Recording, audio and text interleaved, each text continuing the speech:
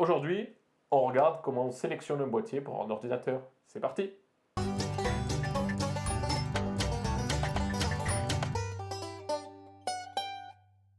Salut les amis, bienvenue sur la chaîne USB Lab, c'est Madrid. Aujourd'hui, je suis en compagnie de Dacro. Salut à tous! Et on va voir un petit peu comment on sélectionne le boîtier. On va tout de suite commencer par le format. Oui, le format, c'est ce qui va vous permettre donc de sélectionner vos composants, ou à l'inverse, si vous avez déjà sélectionné vos composants, il va falloir donc bien être vigilant sur le format de votre tour. Il existe trois formats actuellement vraiment les plus répandus, on va dire, parce qu'il en existe beaucoup plus que trois. Mais donc le petit tour, le moyen tour et le grand tour. Ici, on est en présence d'un moyen tour qui reçoit des cartes en ATX. Voilà, donc si vous êtes aussi sur du grand tour, vous pourrez recevoir de l'ATX qui peut le plus, peut le moins. Mais par contre, à l'inverse, si vous prenez un petit tour, une carte ATX ne passera pas, il vous faudra passer sur du micro ATX. Et d'ailleurs, on vous met la vidéo des cartes mères en fiche par là.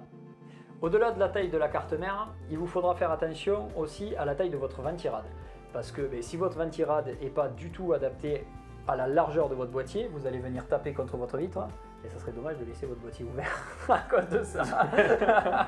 Il y a d'autres éléments à regarder, la taille et la longueur de la carte graphique. Effectivement, quand vous allez mettre votre carte graphique à l'intérieur, il se peut que le boîtier ne soit pas assez profond et donc que vous ayez du mal sur des grosses cartes graphiques à pouvoir la rentrer directement dans le boîtier. Alors en fonction des boîtiers, vous pouvez soit démonter les caches de disque dur pour rallonger de la place, donc il y a des astuces qui existent en fonction du boîtier que vous choisissez, mais vérifiez-le en amont. En parlant de la profondeur du boîtier, il vous faudra faire attention à la taille de votre AIO, donc ça dépend. Il y a des partisans de le monter en haut et des partisans de le monter en façade. Moi personnellement, je préférerais le monter sur la partie haute. Donc regardez bien la profondeur de votre boîtier et sélectionnez l'AIO par rapport à votre boîtier ou l'inverse, le boîtier par rapport à votre AIO. Pensez à la taille de l'AIO et pensez également à la taille de la lime, puisqu'en fonction des formats, on vous met une fiche sur également comment choisir la lime et un petit peu les formats qu'on avait vu là-dedans. Mais faites attention à bien avoir une lime compatible avec votre boîtier, sachant que si vous prenez du ATX, c'est du standard. Donc si vous prenez une carte mère ATX, un boîtier moyen tour qui prend de l'ATX, vous n'aurez pas de problème, mis à part le ventirad, éventuellement l'AIO et en dernier point, la carte graphique. On va faire le tour du boîtier donc, que nous avons ici, donc le Meshify C de chez Fractal Design. J'ai l'impression d'être sur M6 Boutique. Sur M6 Boutique. Donc ici, merci le Meshify C. Donc nous on a sélectionné ce boîtier pour une configuration future. Vous verrez notre vidéo qui arrivera dans les prochaines semaines. Ce qui est important à regarder sur vos boîtiers, c'est vraiment le front panel. Donc un élément important que vous avez le front panel que vous avez ici.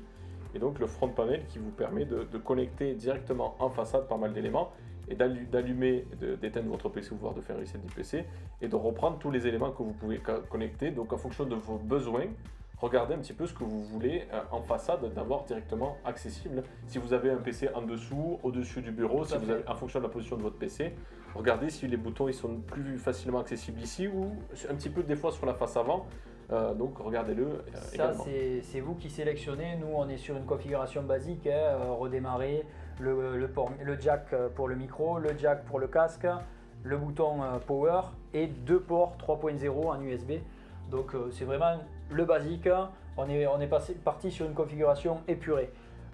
Ce que vous pouvez regarder aussi, c'est la partie filtre, la partie filtration. Donc ici on est sur un filtre magnétique. Ça c'est plutôt pratique d'ailleurs. C'est quand même assez pratique pour le nettoyage. Qui permet, c'est un filtre anti-poussière tout simplement.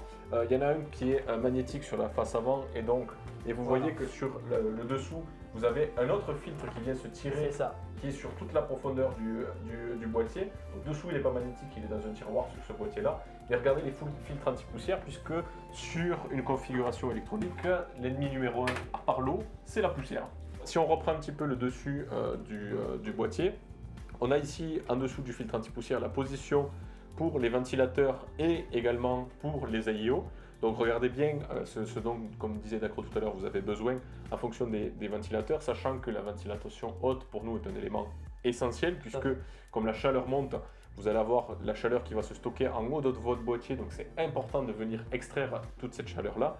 Donc vraiment regardez un petit peu ce que vous avez. Dans le même titre, devant sur la façade avant, vous avez vos entrées d'air qui sont souvent caractérisées ici. Donc là on a une grille en mèche Sur l'avant du boîtier, vous pouvez avoir des avant-boîtiers vitrés, où vous pouvez avoir des ouvertures sur les côtés, un petit peu comme des ouïes que vous avez sur les côtés pour faire rentrer l'air.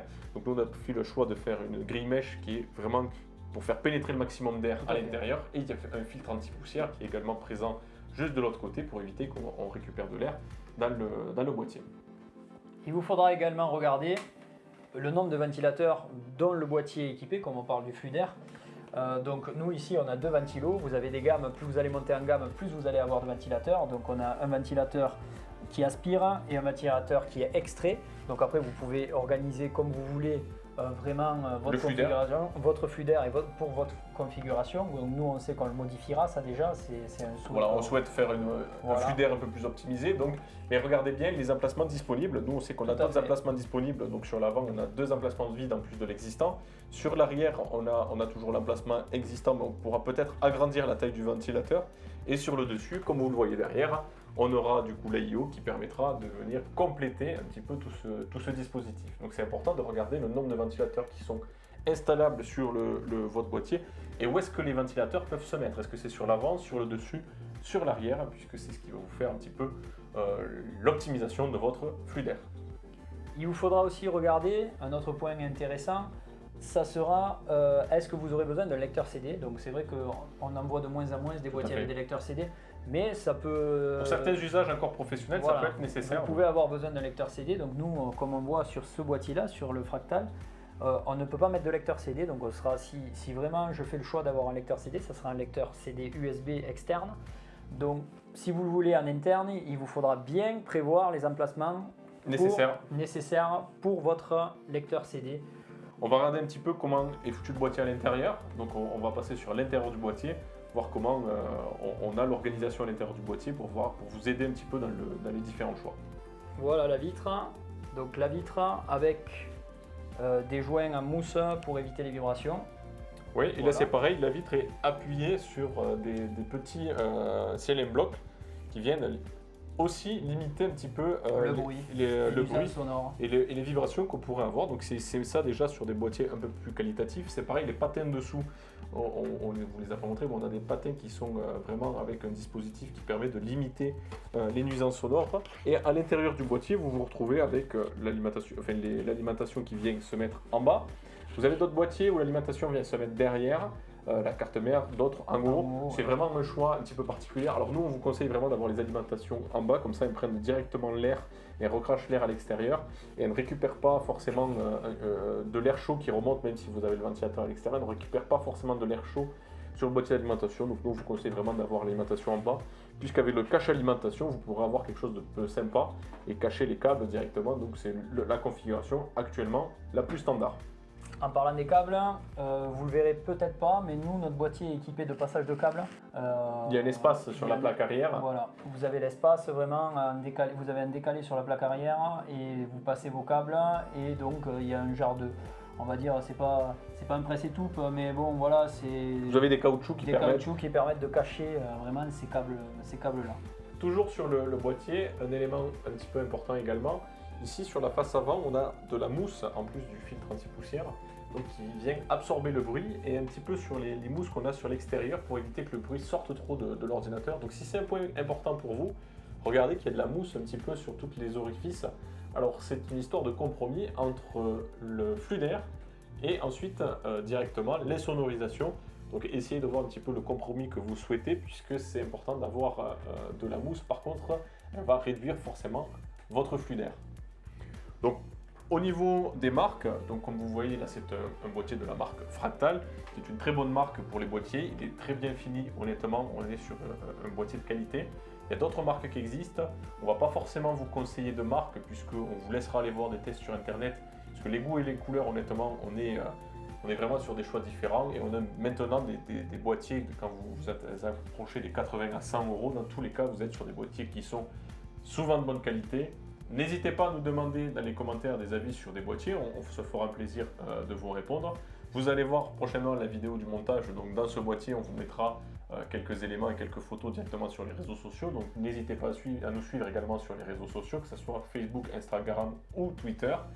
Et également, laissez-nous un pouce bleu et abonnez-vous à la chaîne si ce type de contenu vous plaît. On se voit sur une prochaine vidéo. À bientôt.